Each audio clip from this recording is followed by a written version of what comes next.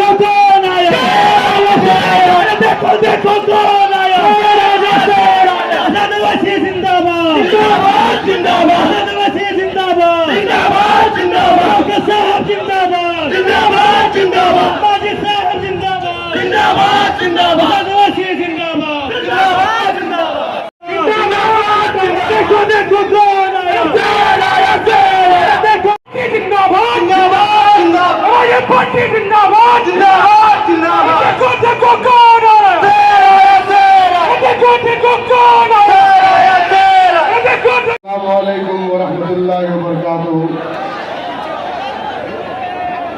आज नानपारा की तारीखी सरजमीन पर और इंडिया मजलिस इत्तेहादुल मुस्लिमीन के कौमी सदर नकीब मिल्लत काबिल एहतराम इज्जत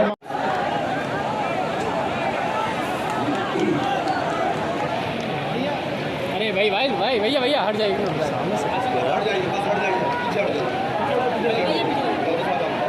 बिस्मिल्लाहिर्रहमानिर्रहीम। अस्सलामु अलैकुम व रहमतुल्लाहि व बरकातुहू। नशीन पर तशरीफ फरमा मौलाना लईक अहमद साहब के नशीन तशरीफ फरमा कि आप इतनी बड़ी तादाद में आज इस जलसे में शिरकत करने आए हैं और मुझे यकीन है कि आप लोगों का यहाँ पर हज़ारों की तादाद में जमा होना इस बात का पैगाम देता है कि इंशाअल्लाह ताला अब की बार आइंदा जब 2022 में नानपारा के विधानसभा के चुनाव होंगे, यहाँ से इंशाअल्लाह ताला आपकी मोहब्बत, आपकी दुआओं और रौब की वजह से यहाँ से मजलिस इत्तेहादुल मुस्लिमीन का उम्मीदवार ज़रूर कामयाब और कामरान होगा। मेरे अजीज़ दोस्तों और बुज़ुर्गों, अभी हमने जनाब शौक और मौलाना लईक अहमद साहब की तकरीर को सुना। मुझे थोड़ा ताज्जुब भी हुआ और थोड़ी तकलीफ भी हुई कि यहाँ के मुकामी प्रशासन एडमिनिस्ट्रेशन की तरफ से रुकावटें पैदा की गई मजलिस के इस जलसे को रोकने के लिए। खैर, उस उन्वान पर हम ज़रूर बात करेंगे। शौकत साहब ने मुख्तसर से बातें की हैं, मैं तफसील से उसका खुलासा भी कर दूंगा। मगर उन पर आने से पहले मैं ये ज़रूरी समझता हूँ कि उत्तर प्रदेश में जो बीजेपी की सरकार है, पिछले 4.5 साल से उत्तर प्रदेश में बीजेपी की सरकार है और मुख्यमंत्री योगी आदित्यनाथ है। बड़ी बड़ी बातें करते हैं, बड़े बड़े दावे करते हैं जो सच्चाई पर मबनी नहीं है कि हमने उत्तर प्रदेश में सबका साथ, सबका विकास, सबका विश्वास किया। मेरे अजीज दोस्तों और बुजुर्गों, मैं बीजेपी की सरकार से पूछना चाहता हूं, क्या ये बात सच नहीं है कि जब कोरोना की दूसरी लहर आई, मार्च से लेकर जुलाई तक उत्तर प्रदेश में लोग ऑक्सीजन के लिए तड़प रहे थे, तो योगी आदित्यनाथ की सरकार ऑक्सीजन फराहम करने में नाकाम साबित हुई। उत्तर प्रदेश में लोग कोरोना से मर रहे थे तो अस्पताल में डॉक्टर्स मौजूद नहीं थे, और डॉक्टर्स नहीं मौजूद होने की एक अहम वजह यह थी कि योगी आदित्यनाथ की सरकार ने डॉक्टर के वो जो सैंक्शन पोस्ट थे उनके ऊपर डॉक्टर का तहर्रुर नहीं किया। क्या ये बात सच नहीं है कि उत्तर प्रदेश में कोरोना की दूसरी लहर में कम से कम 1 लाख से ज्यादा लोगों की मौतें हुई हैं। क्या बीजेपी की सरकार ये नहीं जानती कि पानी के ऊपर, तालाब में, कभी गंगा के पानी के ऊपर गरीब उत्तर प्रदेश अवाम की लाशें तीर रही थी, और वो लाशें इसलिए तीर रही थी कि बहैसियत मुख्यमंत्री योगी आदित्यनाथ एक नाकाम चीफ मिनिस्टर साबित हुए, उत्तर प्रदेश के गरीब अवाम की जान को नहीं बचा सके, इसीलिए लाशें पानी पर तीर रही थी। लोगों को, अवाम को, जनता को अंतिम संस्कार करने के लिए लकड़ियां नहीं मिली तो उन्होंने या तो पानी में छोड़ दिया अपने वालिद की, अपनी मां की, अपने रिश्तेदार की लाश को, या अगर जमीन नहीं मिली दफनाने के लिए तो नदी के किनारे लाशों को दफना दिया गया। बताओ उत्तर प्रदेश की बीजेपी की सरकार, क्या ये सच नहीं है कि इस दुनिया ने देखा और हमारी आंखों ने भी देखा कि कैसे नदी के किनारे कुत्ते किसी के बाप की, किसी की मां की लाश लोच लोच कर खा रहे थे? क्या ये विकास है आपका कि जिसको दफनाने के लिए जमीन नहीं मिली, जिसको जलाने के लिए लकड़ी नहीं मिली, जिसको अस्पताल में ऑक्सीजन नहीं मिला, जिसकी जान बचाने के लिए दवाएं नहीं मिली, डॉक्टर नहीं मिला, और आज आप बड़े बड़े झूठे दावे कर रहे हैं विकास के? ये कौन सा विकास है आपका, बताइए आप। और अफसोस तो इस बात का है कि हमारे प्रधानमंत्री जो अमेरिका के दौरे पर गए और उनको इस बात की बड़ी नाराजगी है प्रधानमंत्री को कि हमको भी नाराजगी है कि हमारे देश का प्रधानमंत्री जब अमेरिका के सदर के घर व्हाइट हाउस पर गया तो प्रधानमंत्री जब गाड़ी से उतरे तो वहां पर जो बाइडेन नजर नहीं आया। जो बाइडेन नरेंद्र मोदी जी का इस्तेमाल करने नहीं ठहरा था फूल का गुलदस्ता लेकर, बल्कि जो बाइडेन अंदर कमरे में बैठे थे, हमारे प्रधानमंत्री को अंदर जाकर जो बाइडेन को मिलना पड़ा। प्रधानमंत्री अमेरिका के दौरे से वापस जैसा ही उतरे, रात में 8:45 पर पार्लियामेंट की नई बिल्डिंग को देखने चले गए और जाकर बड़ा तफसीली मायना किया, घूर घूर कर देखा बिल्डिंग कितनी बड़ी बन रही है, क्या काम हो रहा है। वहां पर पार्लियामेंट की बिल्डिंग पर काम करने वाले मजदूरों से बात की, मगर हम देश के प्रधानमंत्री से पूछना चाहते हैं, जब उत्तर प्रदेश में गरीब आवाम की लाशें पानी पर तीर रही थीं, जब उत्तर प्रदेश के अस्पतालों में इलाज के लिए बेड नहीं मिल रहा था, जब उत्तर प्रदेश में गरीब मर रहा था घुट घुट कर, प्रधानमंत्री नहीं आए देखने के लिए क्या हो रहा है, कैसे हो रहा है। मगर पार्लियामेंट की एक जेरे तामीर बिल्डिंग को देखने के लिए प्रधानमंत्री अपने कैमरामैन को, अपने फोटोग्राफर को लेकर जाते हैं। आज आप बताइए कि जब लोग उत्तर प्रदेश में 1 लाख से जायद कोविड की सेकेंड वेव में मर गए, इनके ताल्लुक से कोई कुछ नहीं कहता। जिला परिषद का चुनाव कराया गया, 1200 गवर्नमेंट के मुलाजमीन की मौत हो गई कोविड की वजह से। क्या ये विकास है? मुख्यमंत्री कहते हैं कि मैं राशन सबको देता हूं, और उन लोगों को पहले मिलता था जो अब्बा जान कहते थे। हम उत्तर प्रदेश के मुख्यमंत्री से पूछना चाह रहे योगी आदित्यनाथ, क्या ये बात सच नहीं है कि मोदी सरकार ने पार्लियामेंट को ये बताया, भारत की संसद को, लोकसभा को, जो मुल्क की सबसे बड़ी पंचायत है, कि पूरे देश में 9 लाख ऐसे मासूम बच्चे हैं जो भूख और फाका कशी की वजह से कमजोर पड़ चुके। तो लोकसभा में मोदी सरकार ये बताती है कि पूरे मुल्क में 9 लाख अगर बच्चे कमजोरी का शिकार हो चुकी हैं भूख और फाकाकशी की वजह से, तो 4 लाख तो सिर्फ उत्तर प्रदेश के थे। क्या यह आपका विकास है योगी आदित्यनाथ? आपके पास नाम नहीं लिया जाता। हाँ, नाम ले सकते हो लोगों का जो जीत जाते हैं, मगर जीतने के बाद जब जाकर बोलने का वक्त आता है नाइंसाफी के खिलाफ, तो गूंगे बन जाते हैं, गूंगे बन जाते हैं। मेरे अजीज दोस्तों और बुजुर्गों, मेरी आपसे गुजारिश है कि अपने वोट का सही इस्तेमाल करिए। लोग आकर आपको बहुत सी बातें बोलेंगे, मैं जितने सवालात किया उसको याद रखो। नौजवानों, मैं तुमसे एक गुजारिश कर रहा हूं कि आप मेरा काम करोगे। नौजवानों, मेरी इस तकरीर को जरा डालो सोशल मीडिया पे, यूट्यूब पर डालो, टिकटॉक तो खत्म हो गया पर इंस्टाग्राम पे डालो, वो जो फसाद बुक है जिसको फेसबुक कहते हैं उस पर भी डालो, सब जगह डालो ताकि घर घर तक हमारी बात पहुंच जाए, हमारे उलमाओं तक, हमारे मशाइखीन तक, हमारी इज्जतदार माँ और बहनों तक ये सच्चाई का पैगाम उनके कानों तक पहुंच जाए और फिर आप फैसला करो।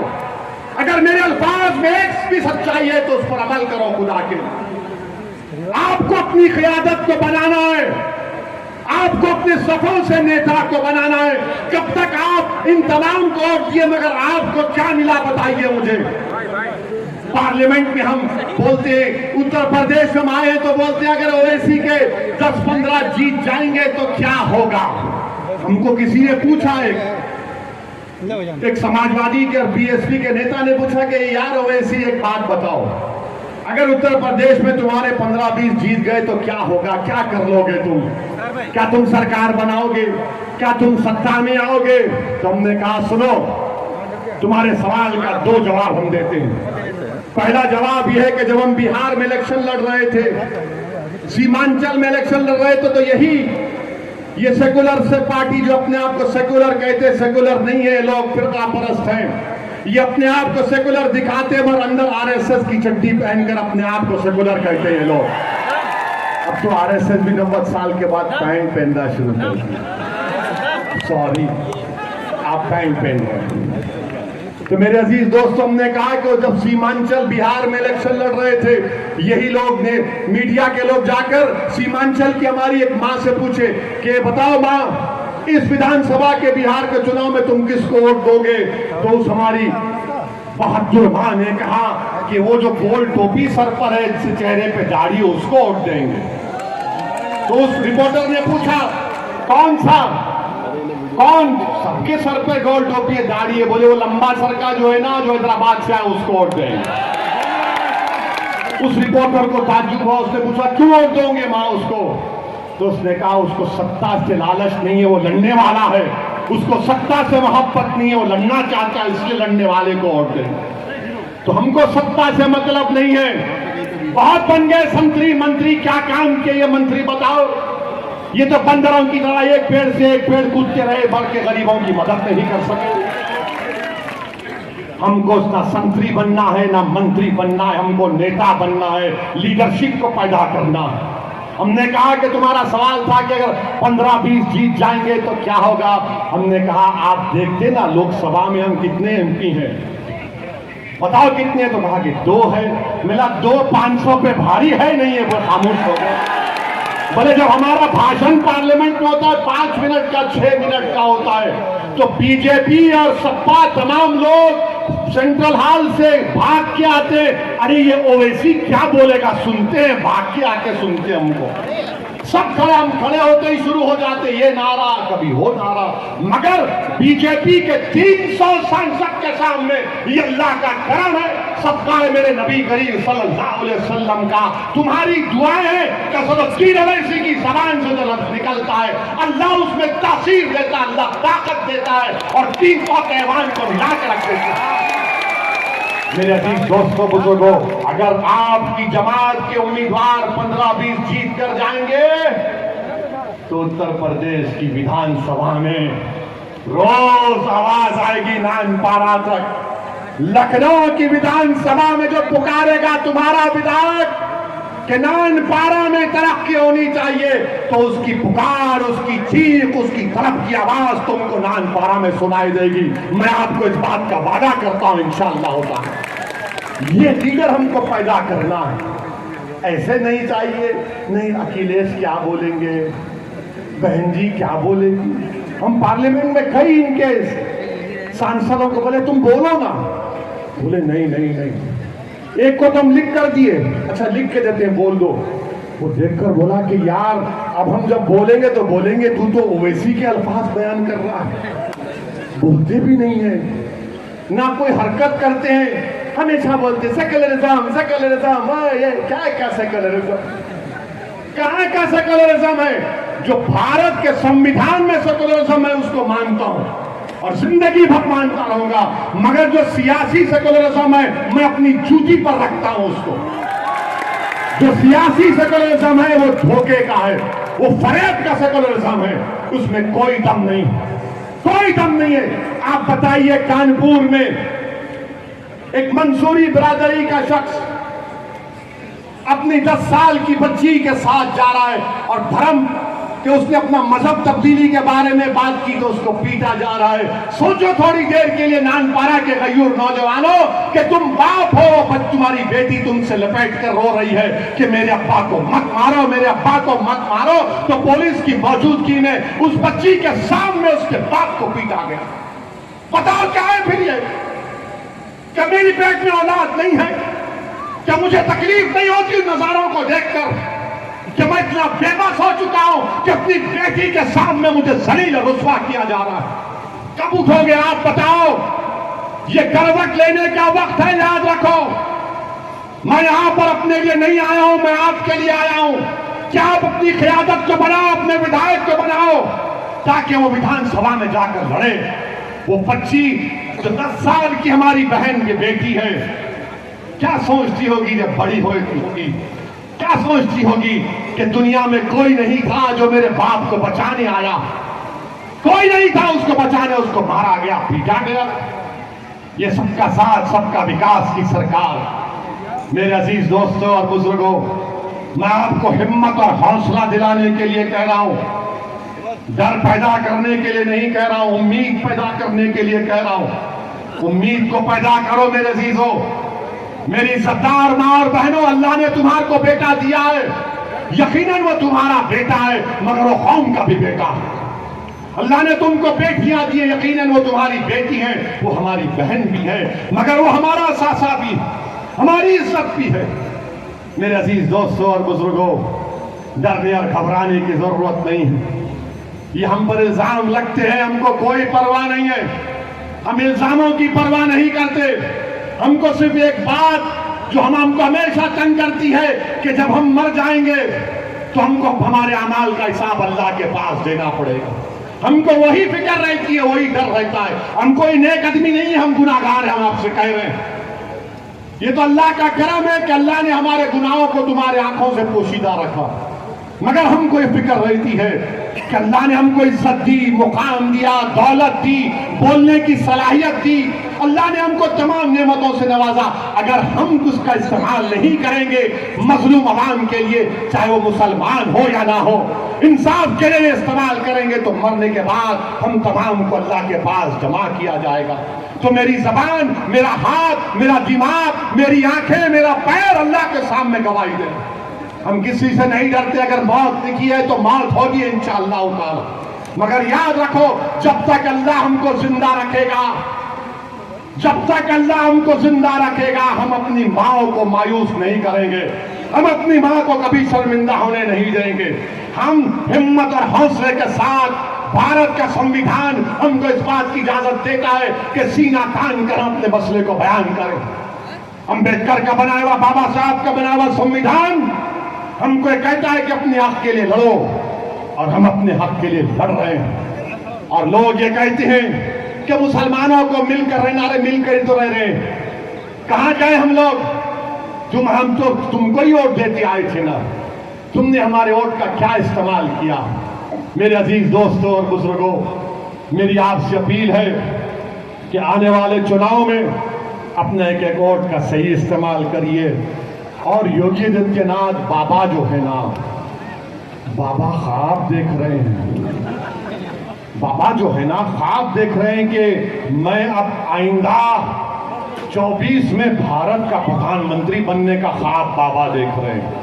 बाबा इंशाअल्लाह ताला तुम्हारा ख्वाब चुकनाचूर हो जाएगा। आप चुकनाचूर करेंगे नहीं करेंगे उनके ख्वाब को? ख्वाब को चुकनाचूर करना, ठोक दो नहीं कर रहे। जिंदाबाद